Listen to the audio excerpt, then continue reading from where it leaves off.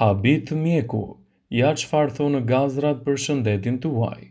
Gazrat janë një përzierje 59% nitrogjen, 21% hidrogjen dhe 9% dioksid karboni, 7% metan dhe 4% oksigjen që ndodhen për arsye të ndryshme, duke filluar që nga ajri i gëlltitur deri te reaksionet kimike të zorrve. Gazi duhet të largohet disi, prandaj zorra e trash është mënyra më e mirë për të lejuar këtë. Jo të gjitha gazrat janë krijuar në mënyrë të barabartë. Siç e dini, të gjitha gazrat mbajnë erë, prandaj në këtë video do të listojmë disa forma të tyre.